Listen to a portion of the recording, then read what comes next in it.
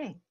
Well, welcome everyone to UU Justice Ohio's final webinar in our spring series called Building Beloved Community. And I'm the Reverend Joan Van Beesler, and I'm the Executive Director of UU Justice Ohio. And today our session is on anti-racism and spirituality, healing capacities within Justice Ministries. And I'm going to introduce our speaker as soon as I can make my slide change here. But I want to say a word about UU Justice Ohio first. Those of you who have not been with us before or aren't too familiar with UUJO, you can see we've got website, we're on Facebook, we're even on Twitter now. And then my email address is on the screen as well, and that's the official email address for UU Justice Ohio. So there's a number of ways of getting in touch with us. I want to remind people that the final Monday, Moral Monday, for the Ohio Poor People's Campaign is coming up this Monday, 2 o'clock at the Ohio State House. And we will be rallying and talking about a new and unsettling force where we confront the distorted moral narrative that is plaguing our country and is at the root of a lot of the other issues we see around poverty and racism and our ability to deal with the environment and other major issues. Because having a distorted moral narrative means that we're not able to adequately address any of those. So please come to the rally at 2 o'clock. And then I want to start with just a little bit of centering before I introduce our speaker, Shelly Tochluk. For centering, it's by Steve Stock, and he writes, "We light this chalice to celebrate the inherent worth and dignity of every person, to reaffirm the historic pledge of liberal faith to seek that justice which transcends just mere legality and moves toward the resolution of true equity, and to share that love which is ultimately beyond even our cherished reason, that love which unites us." And so we light our virtual chalice. Okay. Oh, just to tell you, Shelly is a professor of education at Mount St. Mary's University in Los Angeles. She's a member of AWARE LA, the Alliance of White Anti-Racists Everywhere. I love that name, in Los Angeles. And co-facilitates dialogues that lead white folk into a deeper understanding of their personal relationship to race and privilege and systemic racism. She's the author of Witnessing Whiteness, The Need to Talk About Race and How to Do It, and Living in the Tension, The Quest for a Spiritualized Racial Justice. Shelly has appeared at General Assembly last year and will be there this year as well. And so I want to turn this now over to Shelly and her PowerPoint. Hi, everyone. Joan, thank you so much for that opening. That's a really beautiful reading. So my name is Shelly Tochluk, and I'm humbled to have been invited to share some ideas with you during this webinar. I'm going to share my screen and get PowerPoint ready. Let's see. Here we go. Hopefully you can all see that. Okay, so as we get started then, I want to start by telling you a bit about myself and how I am positioned today. I was born and raised in California in a two-parent household. My mom was a nurse and my father was a police officer, and both of them gave me a strong message that I should make sure I treated everyone the same. They were civil servants to the core, with my mom even becoming a Girl Scout leader and trainer as I grew up. My parents never talked about race though, which left me wholly unprepared for the moment as an adult when I was asked to think of myself in terms of race. Today, I identify as a straight, white, middle-class, cisgendered female I've lived long enough to have been called middle-aged by my own father, and I am a proud dog mom. I'm currently talking to you today from Los Angeles, which is in the territory of the Tongva people. And as we get started, I'd like us to remain conscious of how our very existence on the land where we reside is rooted in a history of violence against those who are native to North America. So right up front, I also want to mention that I've scripted out this entire presentation and I plan to offer a lot of ideas. A friend of mine suggested that it would be useful to make both the script and the PowerPoint available to you, which allows me to say to you, you can relax and just listen as it feels right to you in the moment, knowing that if desired, you will be able to go back and reread any section that seems to go by too quickly as I talk. And also, there will be a few moments where I'll pause and ask you to do some personal reflection. You'll have the option of writing in a personal journal or in the chat feature. So you might find it helpful to have something to write with and to write on. So I'm going to pause just for a second to see if anybody needs to go gather anything that they'd like to have.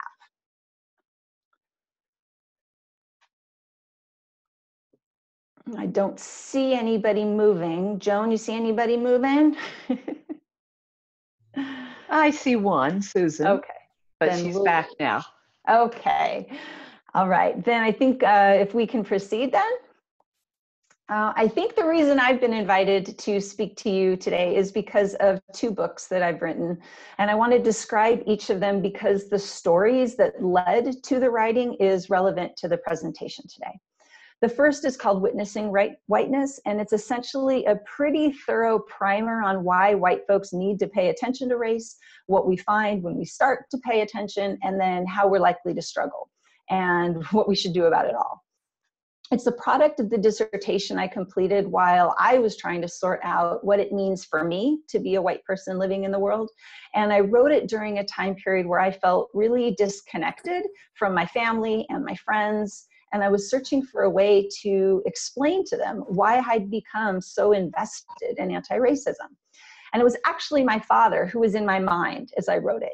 And I'm happy to say that it actually worked. And my relationship with him specifically is way more open and stronger and deeper than it ever had been before.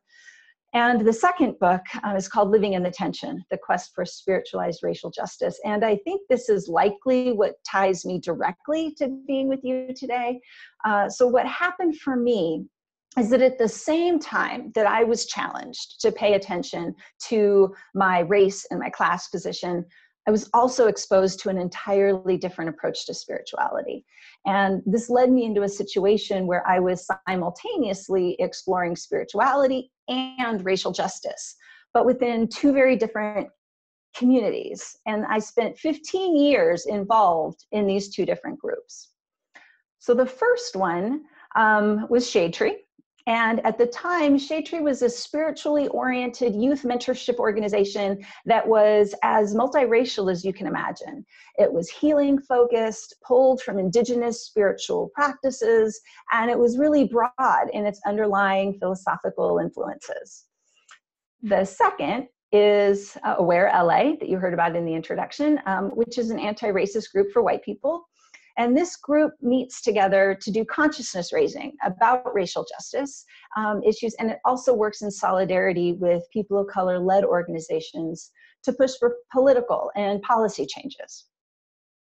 So one of the most profound things that I grappled with during all of these years was that my friends in Shade Tree often let me know that they thought I was paying too much attention to race. They were more focused on the transcendent aspect of our life, our common humanity, and our healing. And on the other hand, the activists I was encountering were deeply critical of anything that seemed like it was taking the focus off injustice and privilege. And it was as though there was some kind of chasm between the essential ideas that both groups believed in. And I often found myself feeling only half seen while participating in events with either group, quite honestly. And after 15 years of thinking about these various tensions I experienced and talking with enough people to realize that I wasn't alone, I decided to do a formal investigation and write it up as something of a conversation starter for other people to use as a resource. And so what I'm here to talk about with you really centers on two questions. The first, what are the tensions that many people experience between spirituality and justice work? And from what I've learned so far, it's useful to be able to name these tensions as a way to understand some of the underlying dynamics that emerge when we start to form collaborations and move toward action. And the second is how can we pay attention to spirituality and race simultaneously in our justice work? And this isn't really an option if we want to have any kind of success healing our racial wounds, building sustainable coalitions across race, and making a difference on the important issues we face today. And so here I need to offer a caveat about the language that I use. This webinar is intended to support people working with white people on issues of racial justice. And two things are important about this. The first is that when I say the words we and us, I'll likely quite often be talking about sort of the generalized experience of white people and the responsibility that we have collectively to figure out how to do this work in a healthy and responsible way. Second, I'm very much aware that there are some awesome, I mean, fantastic folks of color who are deeply invested in UU communities, and that many of these folks of color are also trying to meet white people where they're at in order to help propel all of us forward. And my hope is that regardless of your positionality, that the information I'm going to share can help shed light on how to approach this work in a way that uplifts our healing capacities. And what I mean by that is I'm defining healing as the ability to stay present when multiple truths are in the room. Because the more I can stay present, the more I can be a healing presence in the room. And the more I can be that healing presence in the room, the more I can have an influence on other people and help move them toward action within a web of relationships, specifically toward anti-racism. So as we start to dig in, I'd like to read a short poem. It's called Prayer for Living in the Tension. It actually has no relation to the book. It's part of the collection published in the book Voices from the Margins. If we have any hope of transforming the world and changing ourselves, we must be bold enough to step into our discomfort, brave enough to be clumsy there, loving enough to forgive ourselves and others. So may we, as a people of faith, be granted the strength to be so bold, so brave, and so loving. And my hope is that what's shared today is able to support your forward movement as you enact a spiritualized racial justice practice within yourselves and your community. And in sharing this information with you today, I want to acknowledge that I'm making an assumption. This is not an intro level conversation. I'm anticipating that those of you participating or listening are already part of what I like to call the social justice choir. In other words, this is meant for people who are already on board with the concept of dismantling white privilege and who are currently asking this question: how do we keep bringing more white people on board in ways that are faith-centered, relationship-focused, spiritually grounded? And what I hope to provide is a deepened understanding of what gets in our way, some ideas about how to navigate the tensions that many people are experiencing, and then leave you with resources that you can use to extend the work in your own communities. So please know that we need as many people on board as possible. So as we do this work, I'm attentive to the entire web of relationships that make up anti-racism and justice work. Every single one of you is important. No one can be pushed out because we need all of us to stay engaged in a practice that's grounded in love and relationship building. So let's turn to the tensions. There are 6 that I'd like to name and describe, and each one involves a spiritually oriented principle and a racial justice oriented principle.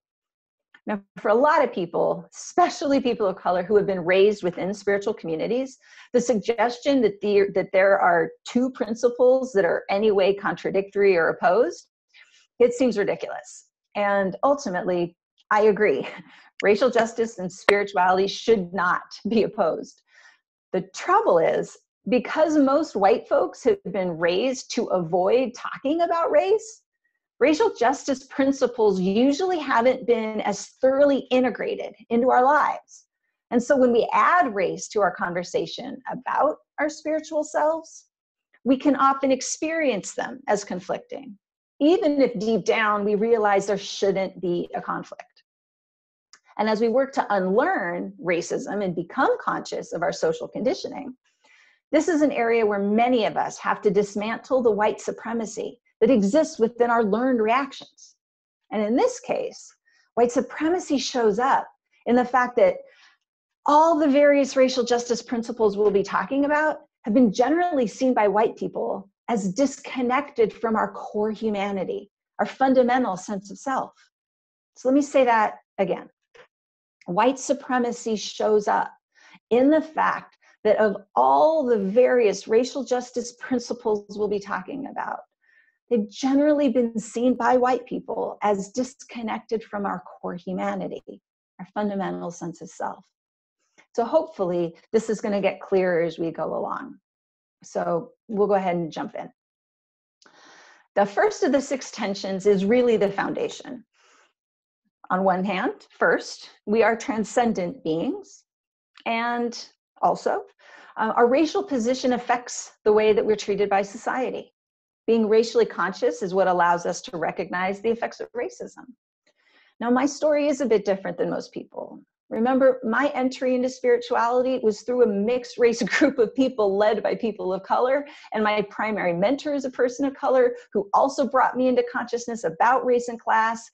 However, over time, my experience with Shade Tree involved receiving a very clear and definite message that identifying with being white was a mistake. And people in that community were more invested in spiritual transcendence. And that was sort of the approach to making our multiracial group work. Even though many of the men went to conferences where they talk about race and class on an annual basis, it wasn't part of the normal focus. And this experience I had made it necessary for me to find a way to articulate why had it become so important for me to identify as white.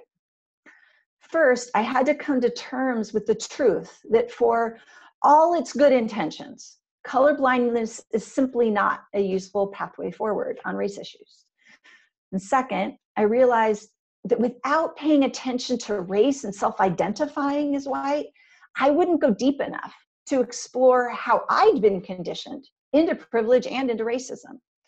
So let me also say, it was actually going deeper into that identity process that ultimately helped me to deepen my spirituality. A fundamental issue here is that white supremacy lives in our psyches far deeper than our conscious intentions. So just because I'm opposed to racism doesn't stop me from enacting all sorts of privileged behavior unknowingly. The work I do with Aware LA was powerfully digging into that. And the only reason we were together is because we had started identifying as white people who knew we needed to do this work together to get ourselves straightened out. An important lesson I learned from all of this is that there are many folks of color who have been targeted by their racial identity. And the move to disassociate with that box called race, it can be a move to take control of their experience of the world. It's not for me to argue against that. For white people, however, I think a move toward deconstructing race actually requires us to decide to step into that box called race, to see how it fits, to understand how it's conditioned us in a deep way, to feel what it's like to experience the constraint. Only then are we going to be able to actually dismantle that box with full consciousness. This is a hard sell for a lot of people, and I've run into plenty of resistance to it. Here's the thing though. If we can't resolve this fundamental tension regarding the need for white people to pay attention to race and consider how it affects us personally, It's really hard to create trusting relationships with the majority of people of color who, quite understandably, expect at least a base level of self-awareness on the part of white people before they're going to join a congregation or a coalition. So I'd like to share a vignette with you and give you a chance to think about how something like this would go in your own community. So as you listen, keep in mind that people can hold multiple truths and we stay in relationship. So imagine this. A social justice action group recently sponsored a speaker to deliver a presentation to their predominantly white community that included a strong message against colorblindness, along with a discussion of racial identity development. The majority of participants readily acknowledged the problems associated with colorblindness since after the presentation, but they did not agree that replacing it with a race consciousness was a good alternative. During small group conversations, several participants, one after the other, offered comments suggesting that 1, class is a much bigger issue than race.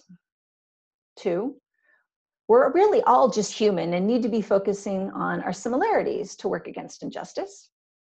And 3, race is socially constructed, needs to be deconstructed, not strengthened by people identifying as white. So each of these statements seemed intended to distance themselves, the speakers, from taking their racial position seriously. What I'd like you to do is take a few seconds just to consider how you might respond in this situation. What might be your stance?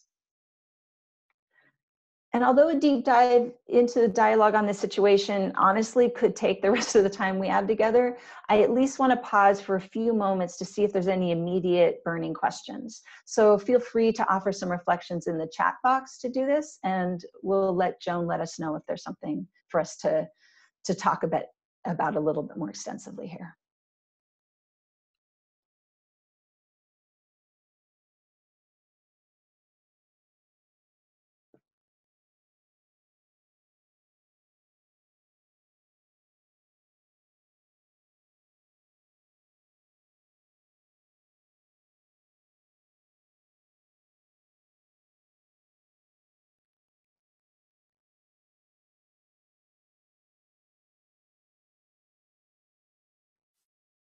So Joan, you can let me know if I should keep going forward or. I don't see anything in the chat box yet. Okay, then I think that we'll just let it stay with consideration and we'll move on. Okay. So moving forward then, tension number 2. The second tension is that first, we're whole beings just the way that we are. I accept myself as I am. And unlearning racism is lifelong work, and I'm always going to need to improve. So there's 2 primary concerns here. The first has to do with how we understand and respond to the challenge of pulling more white people into racial justice work. And the second has to do with white people doing that work well. So let's start with the first issue. White people are notoriously resistant to seeing themselves as part of the problem of race. And becoming an effective part of racial justice efforts, almost by definition, requires white people to name the ways that white people have historically been and continue to be part of the problem. The thing is, it's just too easy for us to sit back and say, oh, well, white people just need to get over being defensive. I think it's fine for folks of color to say that, by the way. I just think for white people, we have an obligation to approach this differently in a way that seeks to understand the psychology behind the defensiveness. And I think that this can help us craft a more strategic approach. So something that I found tremendously useful is recognizing how deeply embedded perfectionism is within white culture. And this is especially true for white women. The need to be polite, avoid conflict, and be above reproach. It's been a staple of white conditioning for a very long time. Even if you don't agree that this represents today's values, early conditioning from decades ago is still active in many of us.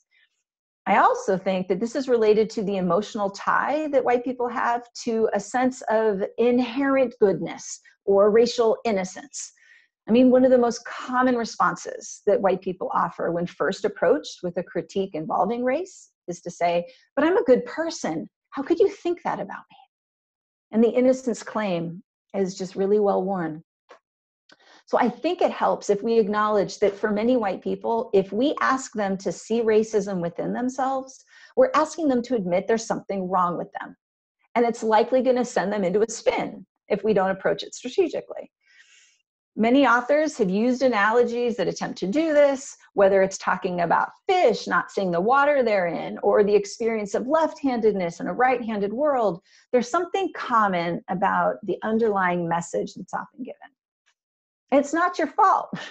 You didn't decide to grow up in a racist environment. Society did this to us. It's now up to us to help change things, and we can be part of fixing this.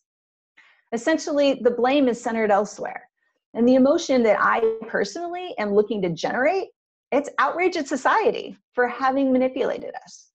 Adding to that, I'm going to express strong enthusiasm, positive enthusiasm for how good it feels to be part of the solution. And once my dear folks are drawn in, then it's more viable to offer a more complicated understanding in terms of where our culpability and our past mistakes fit in. See, once white people get a sense of how we are responsible for a lot of pain and injury, especially a lot of pain and injury that may have been perpetuated over the entire course of our lifetimes, emotional responses often follow. It makes sense. And some people experience more shame and guilt than others. However, it's definitely something we have to be ready to navigate with people. And the truth of the matter is that shame isn't helpful, and too much guilt isn't either. Figuring out how to live with the ways we still need to improve while also holding ourselves up as decent people in the world is actually a pretty essential thing to do. Because if we don't, we end up making all sorts of mistakes that hurt the people of color around us. And it undermines justice efforts too. So at this point, I'd like to stop and invite you to go through a thought exercise to see where you fall on this tension. And as we do this, keep in mind that people can hold multiple truths and we stay in relationship. So what I'm going to do is read a set of statements. They're in pairs, and I'll read them one at a time. And I'll show you a set of numbers, as you can see in the center of the slide. And as I read the sentences, I'd like to invite you to just relax in your seat, reflect on how you feel internally. What body reactions do you notice when these statements are read? Do you notice anything in your breath or in your energy, your emotions or thoughts? Which sentence of the pair draws you? Do both draw you? Do they draw you equally? And after I read the sentence pair for the second time, on a continuum of 1 to 9, take note of the number that best represents how you feel. Feel free to write it down.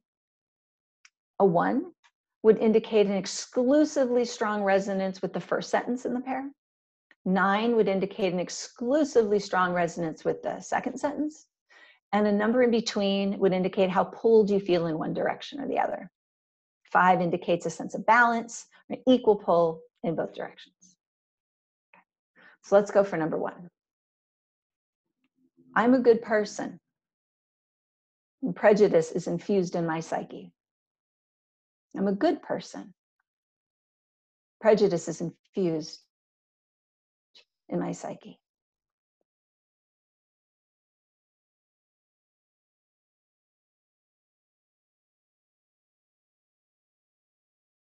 Go on to the second pair. It's not my fault that our society is so racist. I feel responsible for working to eliminate racism from our society. It's not my fault that our society is so racist. And I feel responsible for working to eliminate racism from our society.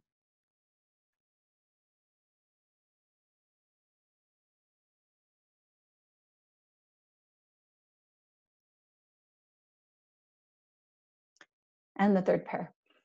I want people to think positive things about me. And it's okay for people to question me and think I'm doing things wrong. I want people to think positive things about me.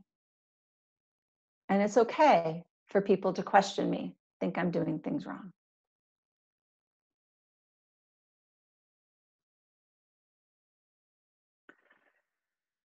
Now take a look at these various pairs and choose one to focus on, the one that feels most evocative. It might be that you're personally struggling with it, or maybe you have strong feelings about how it's playing out for others you know. And I'm going to pause for another moment. And the questions I'd like you to consider are, how does the sentence pair you selected affect how you approach racial justice? And how does the sentence you selected affect racial justice work in your community? And feel free to write out some of your thoughts, either in a personal journal or in the chat box.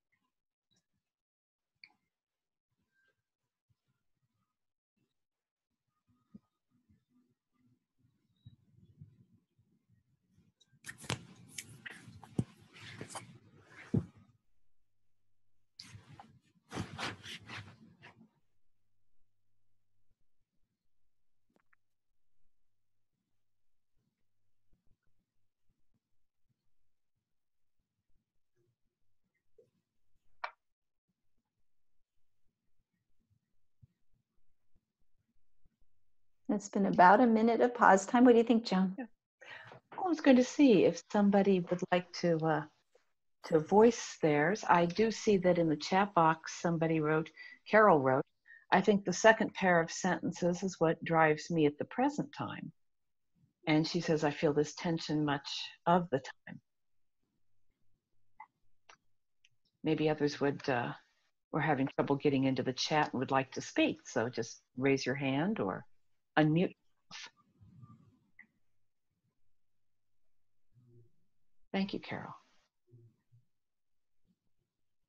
And of course, folks on the phone won't have that option. Ability to do that, so they could just speak up. Yeah. Well, we'll wait for another few seconds and see if something comes in, and we can keep going on too, if not. Mm-hmm.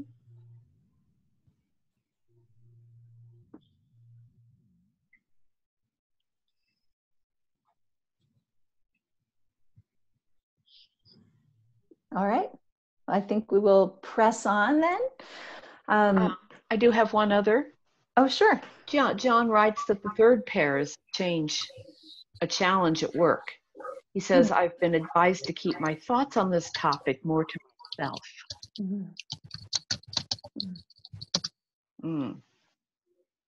And Jack would like to speak. Okay, Jack. Can people hear me?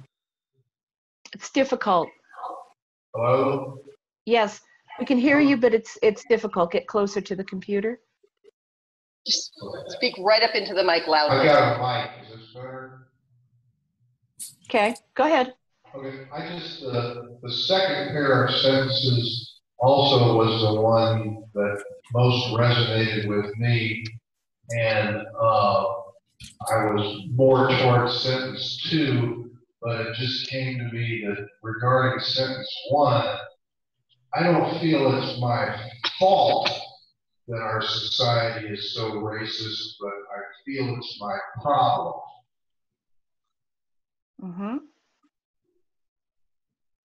Okay. Thank you for that. And Tim writes that I pair personal prejudice with working to, or Lois writes, I pair personal prejudice with working to eliminate racism from our society. So she pairs those. Yeah, thank you.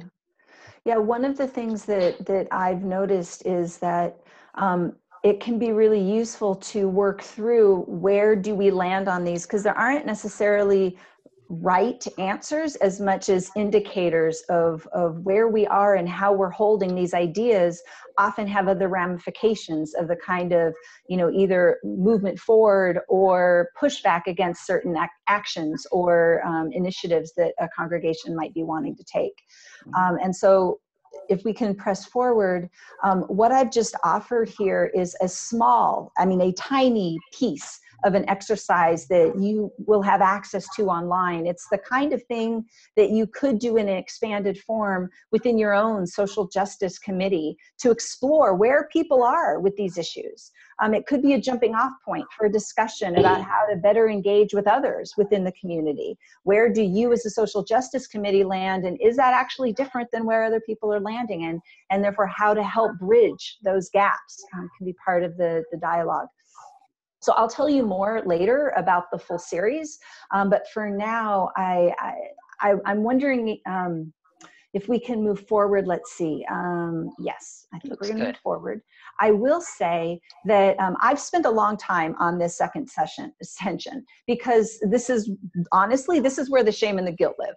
And those emotions, I think, are the primary barrier to getting caring white people involved in racial justice who aren't already involved. So creating a process that helps white people move through the racial identity process can go a long way toward later success with any sort of program or action that your group might decide to take. It's also an essential healing personal move for any of us that works with other white people, helping us to do our work with others better. So just to finish this out, I'd like to pause and invite you to listen to a quote from a blog post. It's called "The Painful and Liberating Practice of Facing My Own Racism," written by a young lady named Courtney Martin. I think it beautifully captures the attitude we want to cultivate for ourselves and for those around us. When we move beyond shame, or at least don't let it be the driving emotion, we recognize that while we can never cure ourselves of the culture in which we were raised, we can transform it. It will take generations, but so be it. Now is the time to be on the right side of history, not by purifying yourself of racism, but by grappling with it, one humbling, sad, liberating, loving moment at a time. It won't get you A's, but it will make you more human. And I think our ability to hold the truth of our sadness and liberation simultaneously, that's what helps us stay in the relationships. So now we're going to move a bit more rapidly through the remaining tensions before we can start to shift into what we can do to navigate them better. So, tension number 3. The third one exists between the value of personal healing and political action. So just out of curiosity, this is a silent thought. How many people do you know who have a quote at the bottom of their email signature that says, "Be the change you want to see in the world," or something to that effect? Well, for a lot of white people in my life, their primary approach to racial justice is trying to simply be good people for the sake of not doing active, overt harm. And when they do talk about race, they'll say how horrified they are that people are still being treated badly, but they don't see their personal healing process as being inextricably tied to conscious work on race issues. They'll say they want to treat people as kindly as possible, and that's about as far as it goes. Now, how many people do you know who are absolutely convinced that the tragedy of racism is something so urgent that it requires attention so rapidly in the moment that even the decision to stop and self-reflect means that whatever comes next is too little too late? So for these folks, doing, let's say, a book study before launching an action would likely be interpreted as enacting privilege or avoiding the hard work. I'm in touch with folks who hold this perspective as well. So the question for us is, how do we expand the social justice efforts in our community when both voices are so present that they risked creating divided factions? That's really the crux of this tension. From my conversation with UU members across various states, I have the feeling this dynamic has been playing out quite a lot in the last few years. The UU community isn't alone. In fact, it's played out so often among well-meaning white people that I finally wrote an essay, and it's posted on Medium. And it's called "On-Ramps and Lanes on the Racial Justice Freeway." It highlights all the ways that we get in each other's way, and it outlines some quote-unquote rules of the road, so to speak.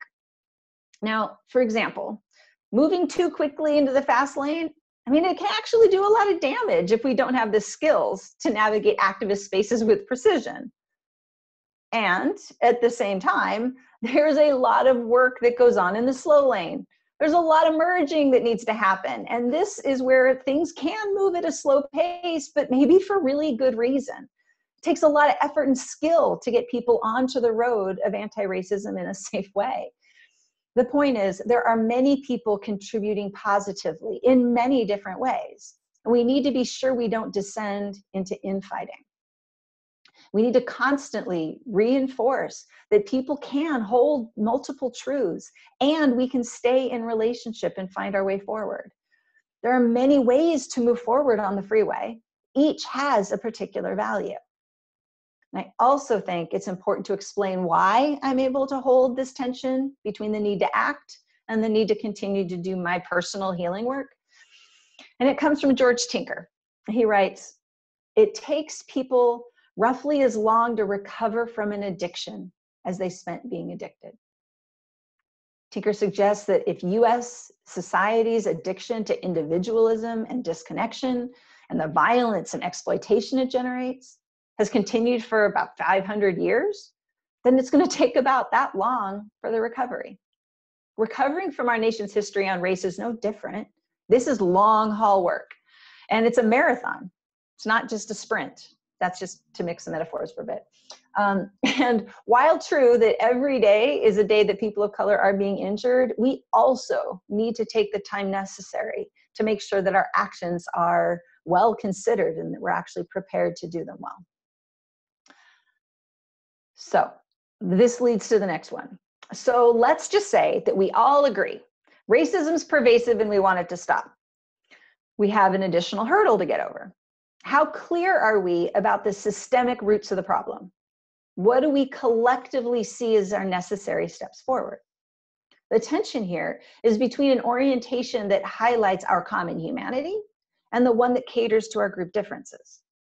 On one hand, a lot of efforts are undertaken that are meant to respond to the collective generational trauma that racism has caused, whether it be via rituals, events, or dialogues, or approaches that honor all who've suffered, fought, and died for justice.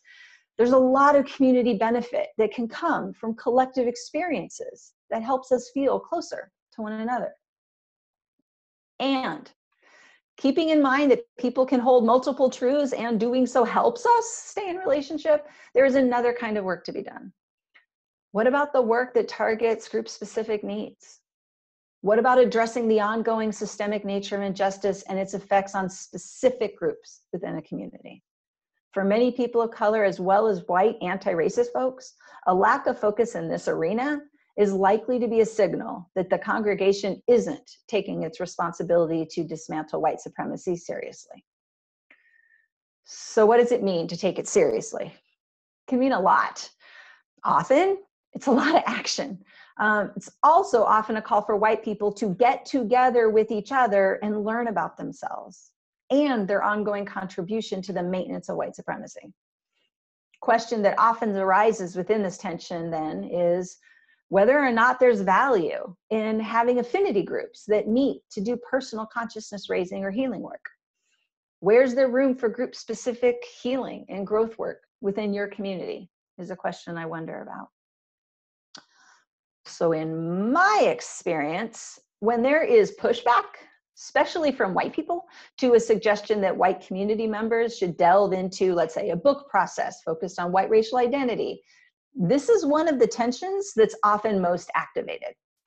Knowing this, it's valuable for the social justice choir in the community to come to some sort of understandings about the value of these different approaches to the work. Personally, the white affinity group I've been a part of for the last 15 years, it's the most instructive and supportive space that I've ever found. It keeps me growing. It keeps me centered on reaching out to pull more white folks into the work. But if people have never experienced a useful form of it, it can meet with a lot of initial skepticism. Overall, the strongest argument that we can make is that we recognize that we have a lot of work to do on ourselves. We can't expect people of color to be our primary teachers. Of course, we listen to people of color when they want to share, And still, there's so much we need to learn that depending on people of color places an undue burden on them. Adding to that, we also know that what we need to work through, it can often be really painful or taxing for people of color to witness. The truth is, it's messy. We need to be able to do our work without causing more injury. So I think this one's clear enough without going into extra examples. So we'll press on. Fifth one calls us to think critically. What does it mean to belong? What it means to appropriate from another's culture.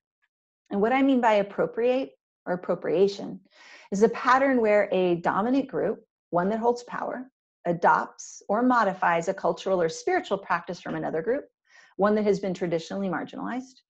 And typically the dominant group benefits in some way, and that benefit isn't extended to the marginalized group. So to what degree are spiritual or cultural practices able to be adopted by other groups? Under what conditions? I know the UU website has a solid set of resources that can help congregations think through choices. It's found on the Cultural Misappropriation Resources to Inform Practice page. What I think is worth mentioning, though, is that our best intentions are still likely to generate some criticism from at least some people. And here's why. I think there's a fundamental tension between Unitarian Universalist Principles 1 and 7. And here they are in brief. Principle 1, every person has inherent worth and dignity. We celebrate the gifts of being human, our intelligence and capacity for observation and reason, our senses and ability to appreciate beauty, our creativity, our feelings and emotions.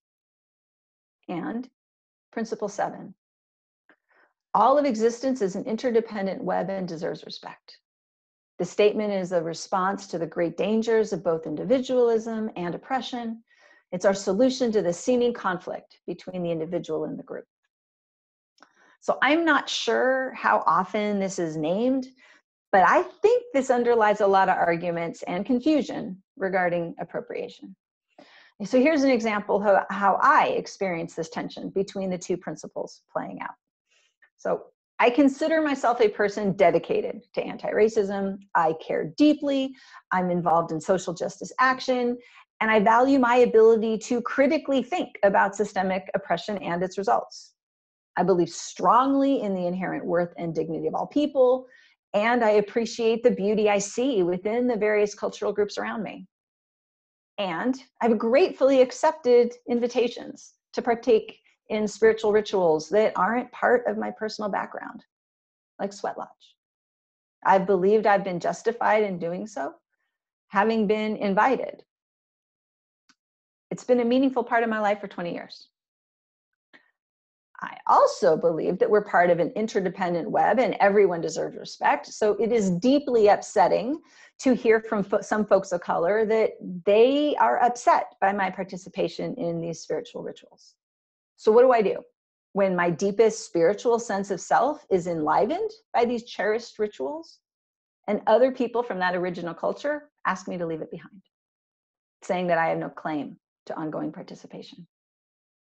I mean, this is a basic issue, and I think it plays out both in simple and really complex ways in all sorts of different situations.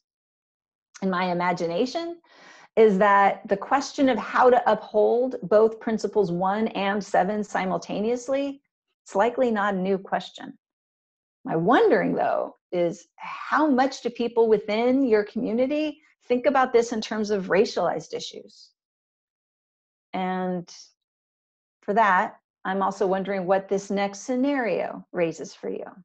So we're going to launch in again. So this is a little bit of a longer one, so sit back and relax while I read. A white music director working with an almost exclusively white church congregation approaches you with a quandary. She tells you that a few white church members recently approached her individually with concerns about the Negro spirituals that are periodically sung during Sunday service. She feels conflicted because she inherited the program, and the stories she heard is that the spirituals were included by the previous director years ago, after consultation with church membership, and after questions were discussed regarding whether or not it would be a respectful form of appropriation.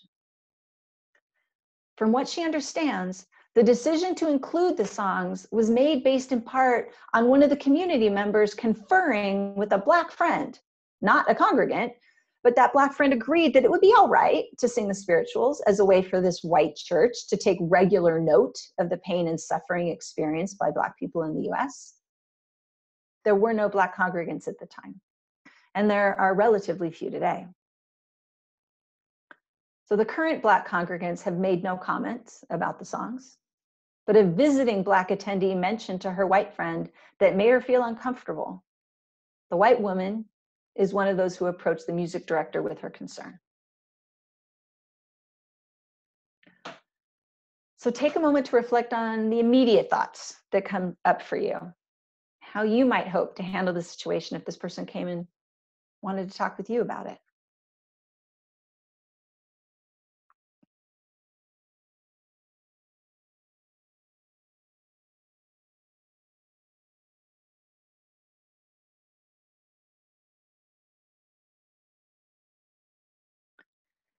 Now, admittedly, I think this one is really complex. And again, we could do an hour's worth of deep investment of conversation, and that is likely what could happen.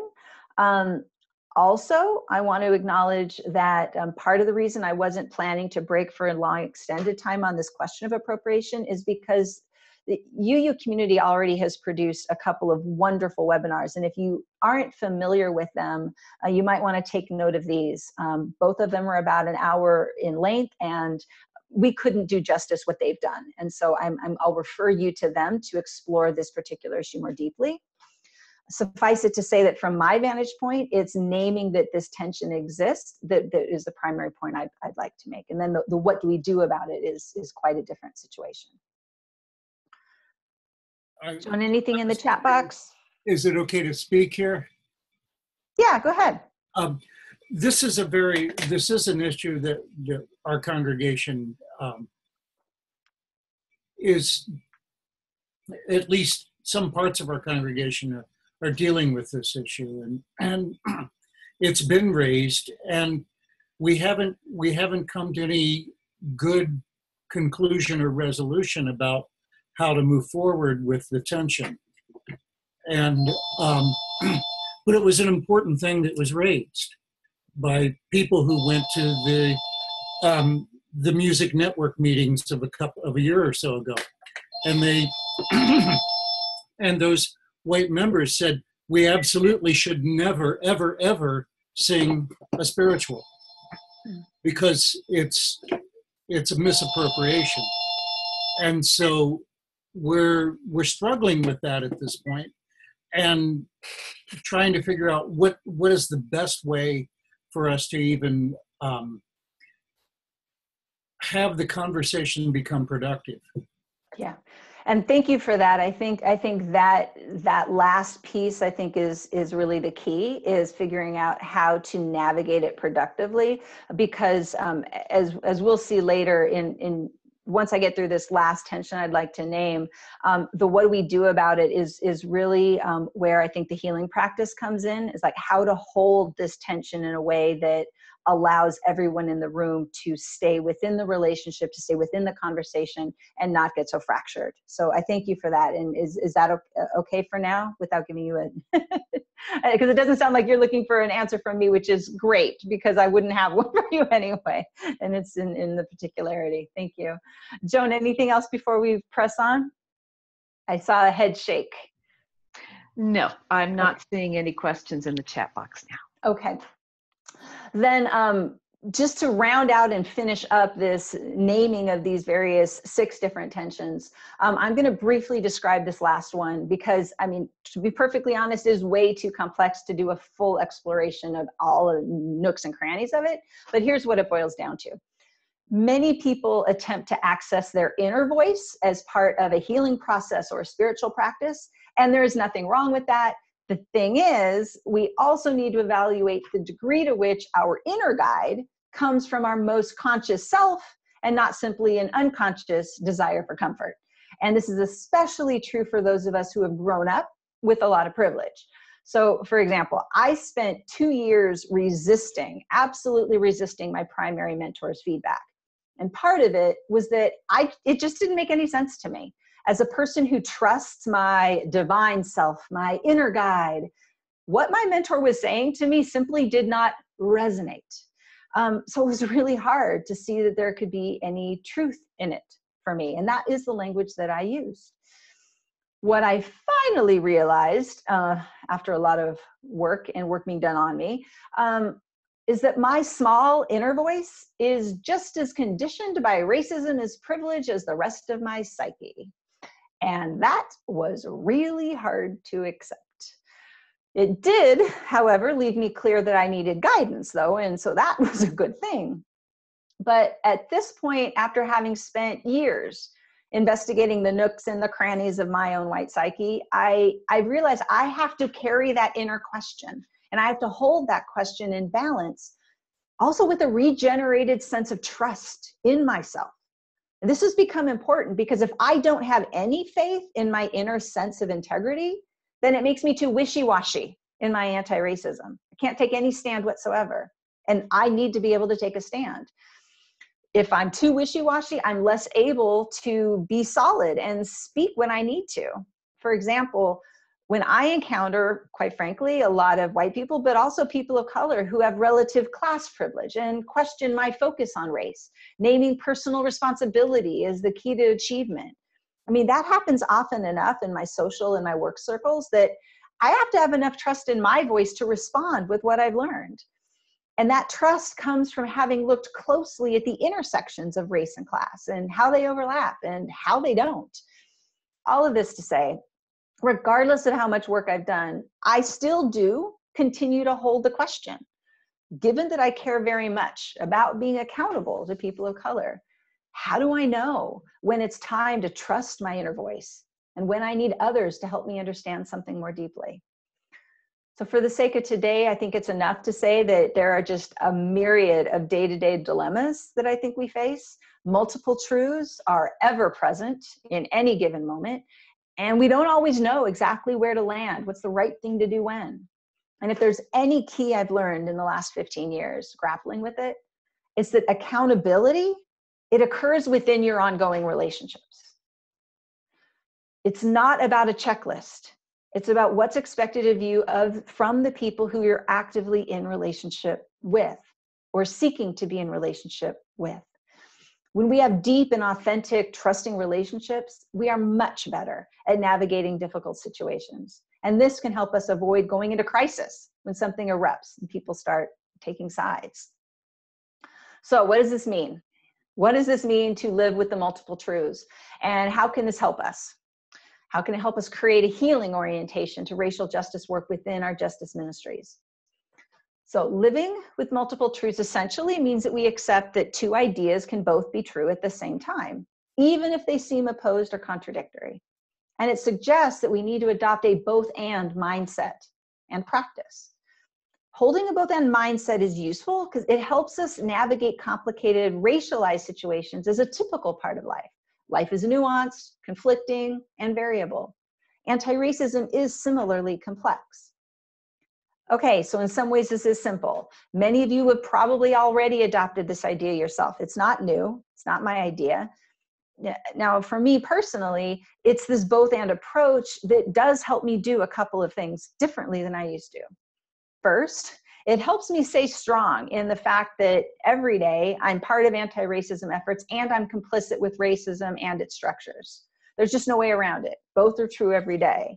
Helping to support other people to gain that acceptance and awareness is key. Also, walking through the world with a both-and mindset, it also helps me be more empathetic with other white people. And I found that essential because it's what helps me avoid shaming people, showing up in a way that does more damage than good. So what I found though is that naming both-and as a value, which again, probably many of you do, I have found for me, it isn't the same thing as turning it into an actual practice. It's taken me a really long time to train myself to see things from a position of both and instead of either or, especially when times get tough. And it starts with an internal check of how I'm processing the world. So I'd like to invite you all to participate with me in just a quick activity to get a sense of this. This is an exercise inspired by something done by Sandra Kim, founder of Everyday Feminism. It's a short, very, very short guided meditation that can help us get a sense of what happens in the body when we shift from either or to both and. So to get started, I'm going to invite you to get comfortable. I invite you to notice your own breath. Are you breathing deeply? If you're comfortable, you can close your eyes, or you can just let your eyes lose focus. Shift your gaze downward. I invite you to notice how your body's feeling, your arms, legs, back, chest. I'm now going to ask you to think of something that you want to do that involves very little anxiety. I'll start with an example. I want to have a barbecue. So that's something I want to do. I want to have a barbecue. Now, I'm going to think about something that might stop that from happening. It might rain today. I'm going to put these two together and it becomes, I want to have a barbecue, but it might rain today. I now invite you to think of something for yourself, something that you'd like to do.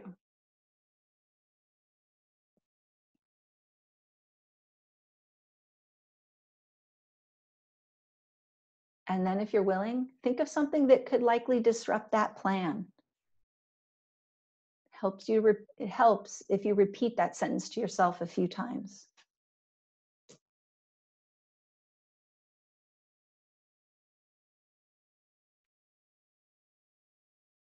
And I'll ask you to take a moment to notice what it feels like in your body when you say that sentence a couple of times again.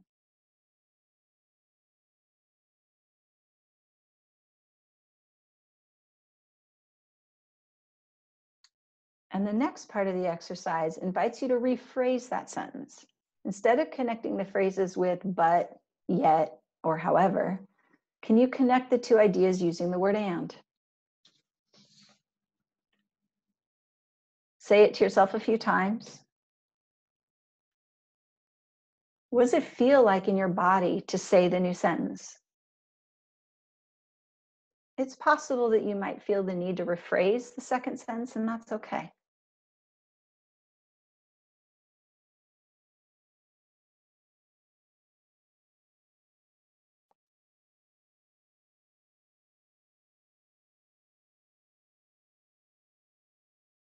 And I now invite you to open your eyes and return to focus.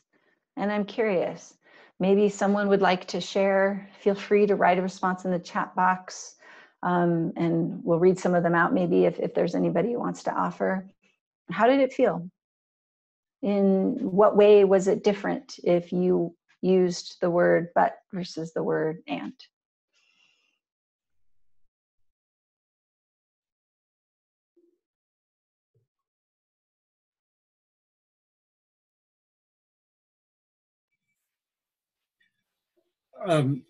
For myself, when I used the word and, it created the possibility of doing both things. And when I used the word but, it was exclusionary. They were mutually exclusive options, and they created feelings of guilt. Whereas an and said, oh, maybe there is a way to do both.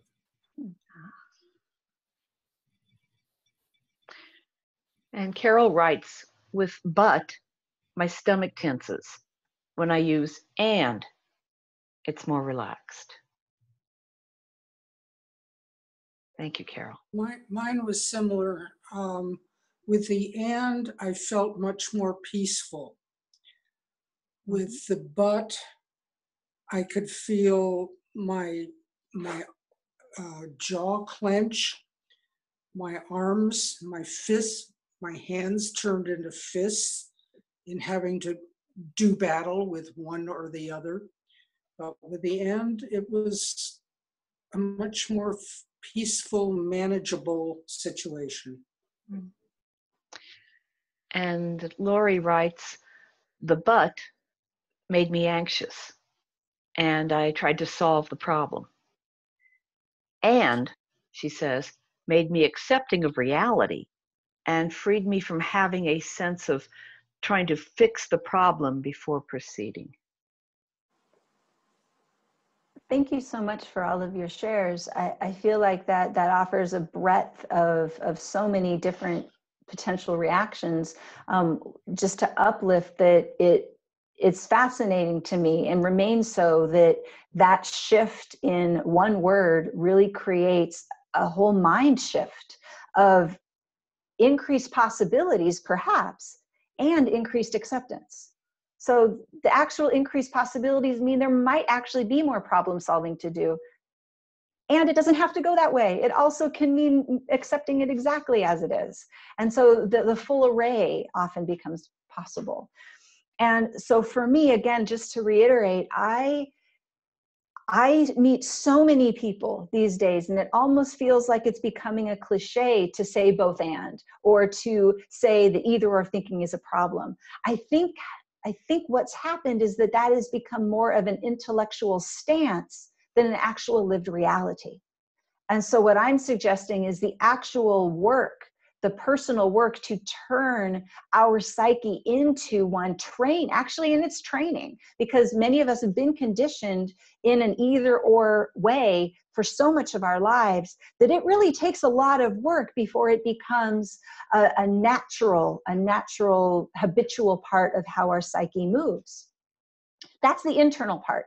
And that internal part is, I think, a big key to what can keep us in a healthy place when we're doing this work. It can keep us the tool when we're working with others to help guide things in a healthy way.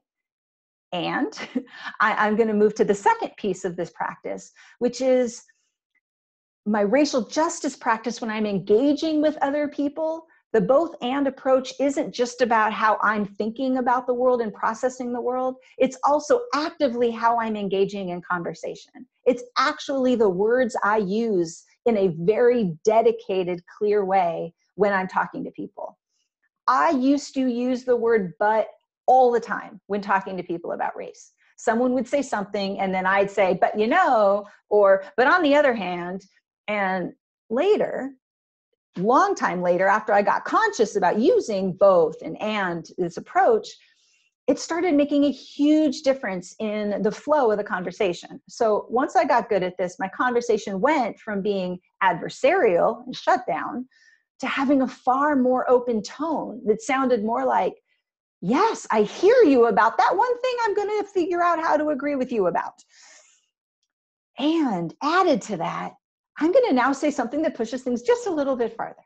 Right? So I'm picking up on some piece of the conversation or some value underneath what somebody is saying, something I can agree with, and then I'm going to add it and complexify it just a little bit. And I'm going to do that with all the energy of connection I can muster. Now, this didn't happen right away, mind you, for a long time, like at least several years. The but just happened, and it happened before I could stop it. And so I spent a long time just taking an internal note of all of my missed opportunities in my head, and then trying to remember it for the next time. Now, a lot of practice later, and is the natural word that comes out now. It just is what happens when I'm talking about race issues. And I can't even express what a difference it's made for me. And just to be really clear, yet and however, they do the same thing as but. So there's no way around it. And is the option in additional work. but however, you know, or all of those end up doing the same thing. But ultimately, I think what Tim offered is exactly right for me too. But puts up a block, not only in my own psyche, but a block with other people. And it's felt. If you have a conversation with someone, take notice of when they use the word but after something you've said. It will feel immediately adversarial quite often. Oh, so, yeah. It's all sugar. All sugar, goes the other way. Awesome. All right, I think that was an added extra. Okay. So I'm wondering if we could work through a couple of examples together just to put a little bit of meat on the bones.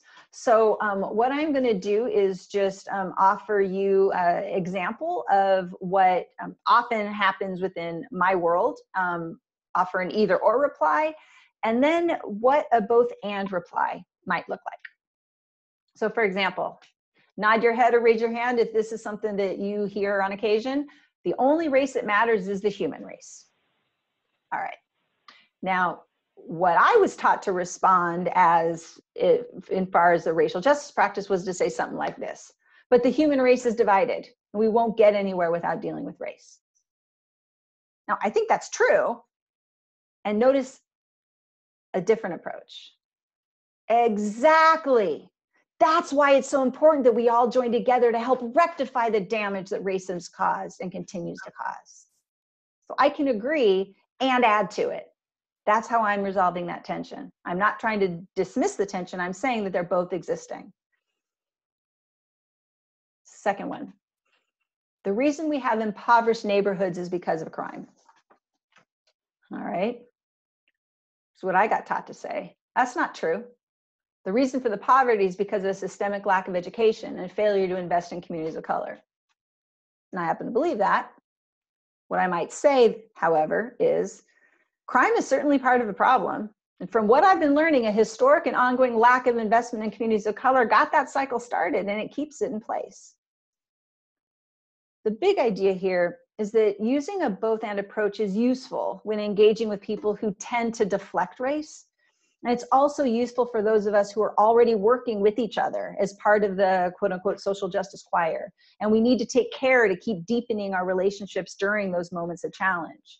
So whether it's an issue about appropriation or, or any other issue that might come up, if we can hold the both and stance and we can start to work in exercises and in training to collectively adopt that stance, I think a healing orientation can fill the room such that the tensions themselves that we're working with are better managed. It's not that they go away. It's not that suddenly the answers become clear and easy, but at least the management becomes more useful. I want to do one last just stop and pause to see if there's any questions about that section. We're coming toward the end, so if there's anything conceptual about this.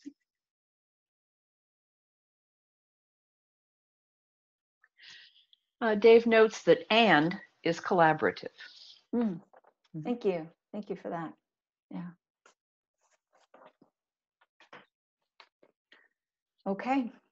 So at this point, I'd like to close out the presentation part of our time together by sharing some resources that you might want to use in furthering your own process, building community around these issues.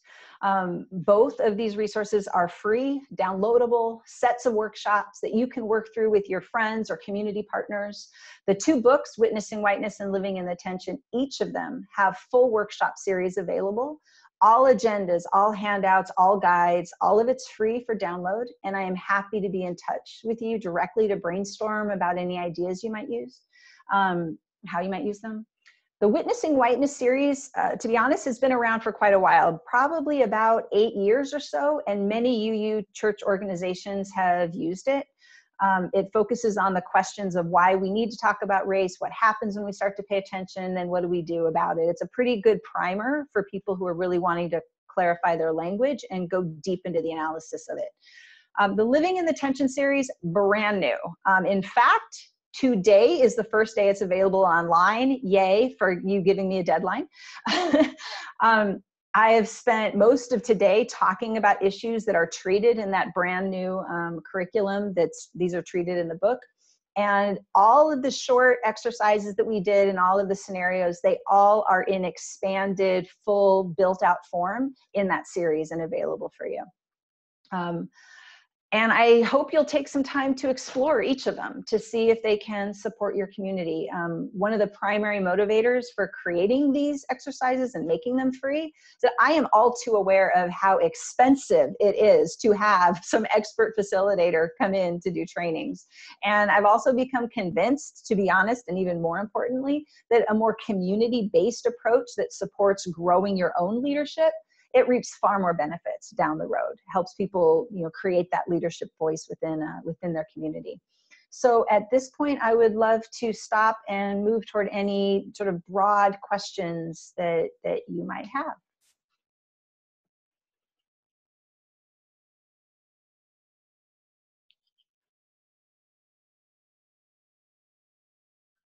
Yeah.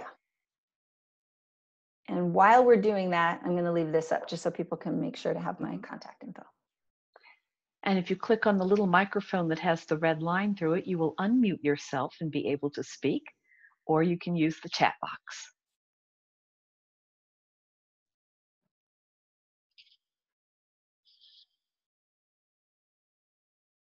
Observations, questions?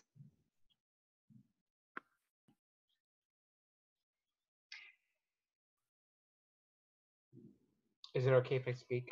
Yeah. Good evening to everybody, and good evening to you, Joan, and to you, Shelly.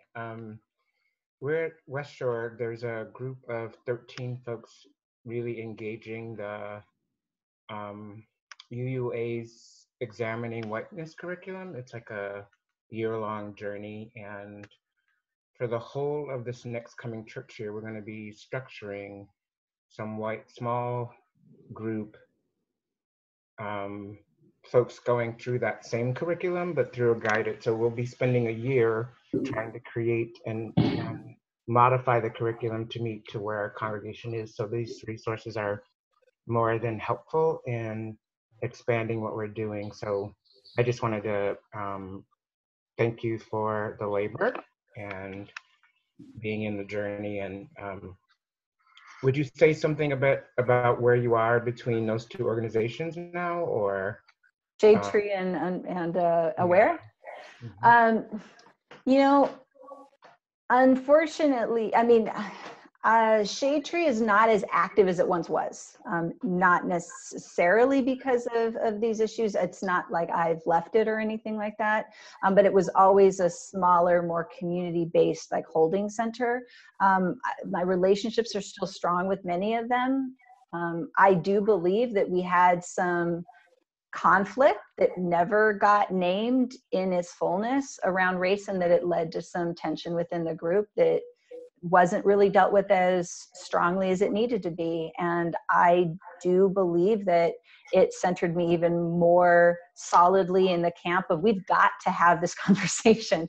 I deeply, deeply have loved the continuing and ongoing rituals that I do participate with this group with. And I do think that what they generate in terms of a sense of love is there. And I continue to believe that there is something incomplete about it. One last question. I think, doing work with folks in Surge in the East Bay and doing work with Surge in both Madison, Wisconsin and here in Cleveland now, any advice on resources for white elders that you are in community with that are on the road in a really substantive way, and having folks have mentors? Because it for me, I have African American mentors that are older and others, but for folks who are white, who do they go to? And a spiritual, they're not finding congregations to be in because our UU churches aren't supportive enough of the radical position. And sort of where are you going, so I can direct folks to mentorship here, because there's such a gap, and I don't know how you have encountered that in your ministry. Yeah, absolutely. Well, a couple of resources. One of them is, I would encourage anybody in the Surge world to look at the Aware LA website for the White Anti-Racist Culture Building Toolkit. It's at awarela.org, and it's under Toolkit, and it's, I think, the third one down, but it's White Anti-Racist Culture Building Toolkit.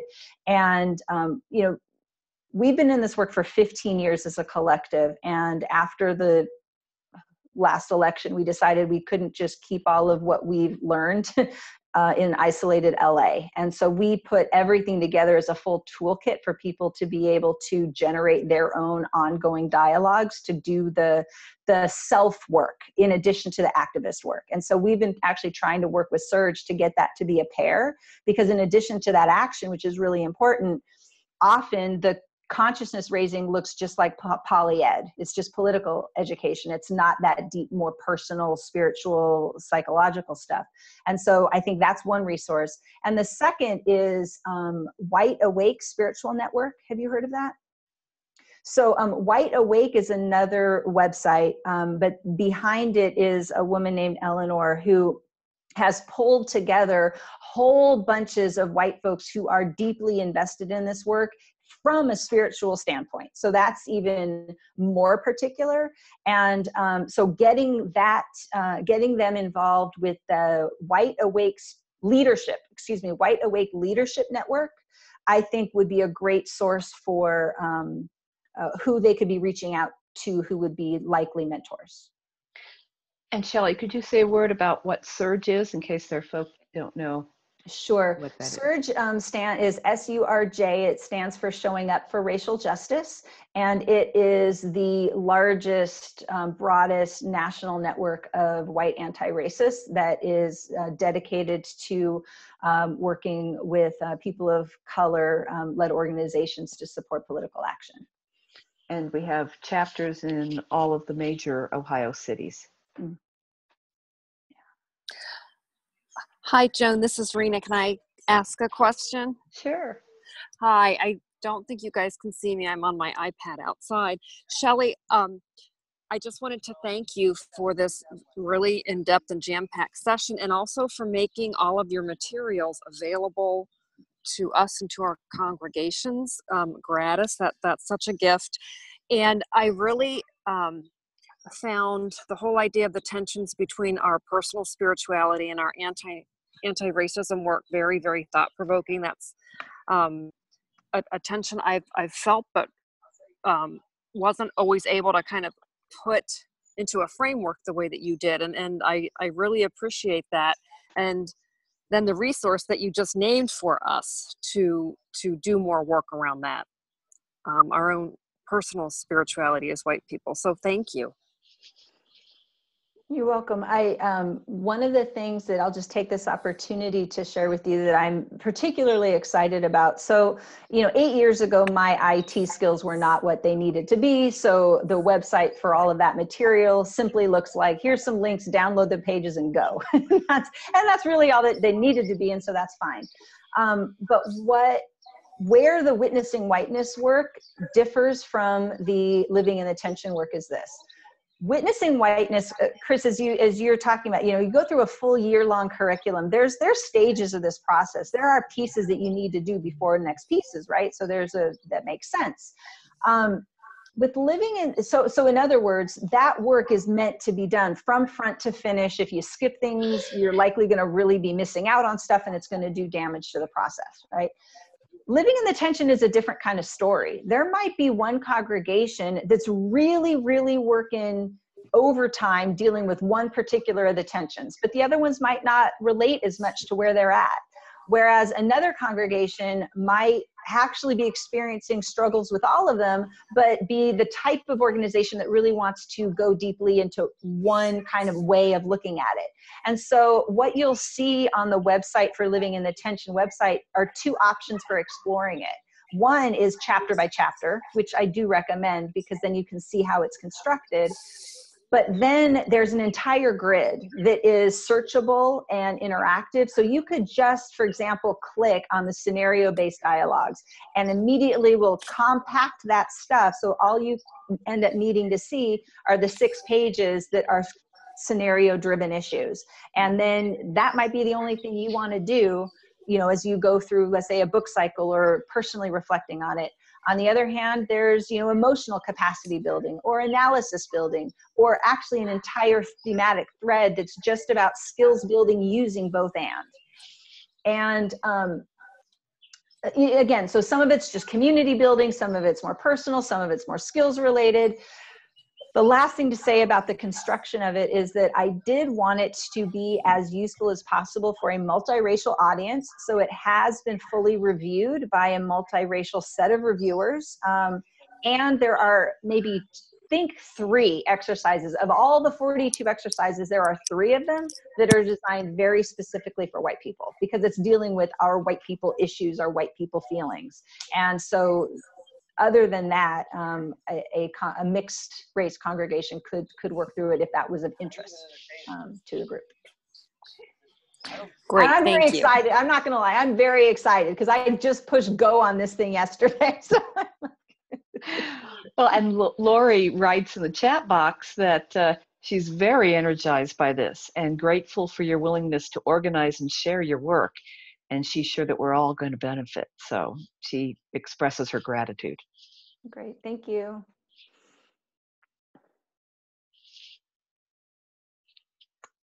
We are nearing the 8:30 mark. Other comments or questions?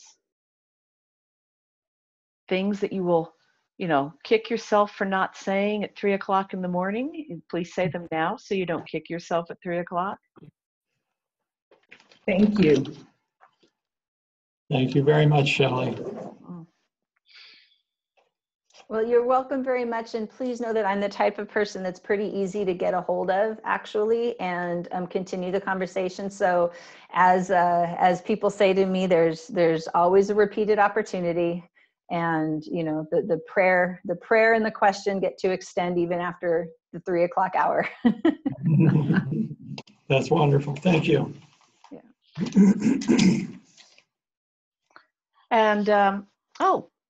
And it's also noted by Kenneth Shaw or Carrie Shaw that they're finishing up their first use of Witnessing Whiteness with Surge of Southeast Ohio group. Fantastic. And very, very grateful for the resources and looking forward to expanding into our community. Excellent. Awesome. All right. Can I read my little closing piece? Mm-hmm. So this is just a prayer on the way out. As we move forward on this racial justice freeway, let us construct as many on-ramps as possible. Appreciate all of us in our various lanes. Watch out for one another. Be guided by one another, and keep it moving. Toot toot. Yes. And thank you all for being present. And we will put this recording with a link on our Facebook page, and it will be part of our UUJO YouTube channel. So thank you, Shelley, and thank you all. Thank you. Thank